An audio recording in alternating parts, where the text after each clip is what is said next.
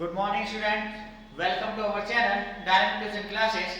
और जैसा कि आपको पता है, हम अपने इस चैनल पर 10th क्लास के सभी स्टूडेंट्स के लिए क्लासेस चला रहे हैं जो इस बार 10th का बोर्ड का एग्जाम देने वाले हैं। और हमें इस सीरीज में हमने आपको चैप्टर 2 कंप्लीट करा दिया है, एसिड बेस एंड सॉल्ट्स।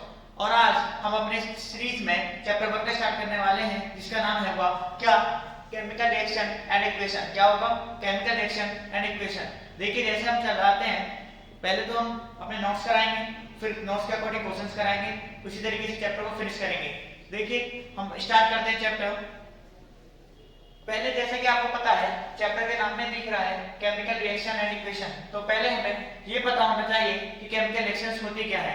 तो देखिए, chemical reactions, a chemical reaction is a process. Chemical reaction एक ऐसा प्रोसेस होता है इन विच जिसमें original substance loss it's nature and identity. मतलब जिसमें एक ओरिजिनल सब्सटेंस अपना नेचर और आइडेंटिटी को लॉस कर देता है and forms a new substance, और एक नया सब्सटेंस बना लेता है। और क्या कर लेता है? एक नया सब्सटेंस फॉर्म कर लेता है। उसी को कहते हैं केमिकल रिएक्शन। क्या कहते हैं? Chemical reaction. जैसे मैंने एक एग्जांपल लिखा हुआ है, हाइड्रोजन जो गैसेस फॉर्म में है, ऑक्सीजन जो गैसेस है, जब दोनों की रिएक्शन हुई तो क्या मिलेगा? वाटर। क्या मिला?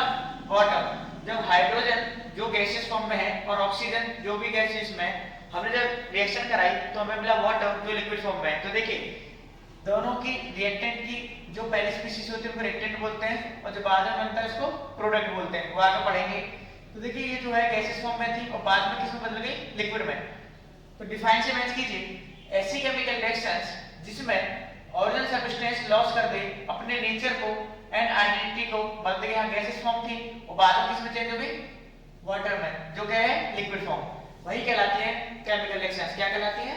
Chemical reactions. उसके बाद breaking of the chemical bond and formation of new chemical bond. देखिए, जब आपका केमिकल बॉन्ड ब्रेक होगा और एक नया बॉन्ड फॉर्मेशन होगा, ठीक है, वही किसके अंदर आता है? केमिकल रिएक्शन के अंदर आता है। उसके बाद किसी भी रिएक्शन में जो होता है, रिएक्टेंट होते हैं और प्रोडक्ट होता है। देखिए, इंटरमीडिएट वगैरह भी होते हैं, जो रिएजेंट होते हैं वो हम आगे पढ़ेंगे। अब देखिए, पहले रिएक्टेंट क्या होता है? The substance which take part in a chemical reaction. ऐसे सब्सटेंस जो केमिकल रिएक्शन में हिस्सा लेते हैं उनको कहते हैं रिएक्टेंट। क्या कहते हैं? रिएक्टेंट। प्रोडक्ट होता है the substance which are formed in a chemical reaction. ऐसे सब्सटेंस जो केमिकल रिएक्शन होने पे जो प्रोडक्ट बनाते हैं, मतलब बनते हैं, उसको कहते हैं प्रोडक्ट। जैसे मैंने लिखा कार्बन ऑक्सीजन गिव्स CO2।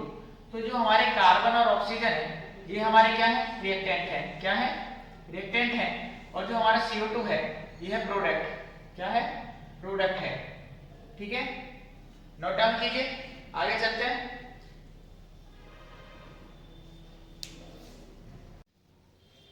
देखिए, आगे लिखा हुआ है क्या, जो आगे है हमारा टॉपिक, वो है daily use examples of chemical reaction. कि हम अपनी डेली लाइफ में जो केमिकल रिएक्शंस के एग्जांपल यूज करते हैं वो क्या होते हैं। तो देखिए, क्या होगा? डाइजेशन ऑफ फूड पहला एग्जांपल है। डाइजेशन ऑफ फूड, फूड का डाइजेस्ट होना ही एग्जांपल है केमिकल रिएक्शन का। दूसरा एग्जांपल रेस्पिरेशन। क्या है? Respiration. Third is rusting of iron. भाई, लोहे पे जंग लगता है, आप सभी को पता है। इसका प्रोसेस भी हम आगे जानेंगे चैप्टर में, कैसे लोहे पे जंग लगता है, कोरोजन क्या होता है, रस्टिंग क्या होती है, इस वजह से। तो देखिए, क्या होगा कि एक क्या? Rusting of iron. दूसरा है बर्निंग ऑफ मैग्नीशियम रिबन। क्या है? Burning of magnesium ribbon.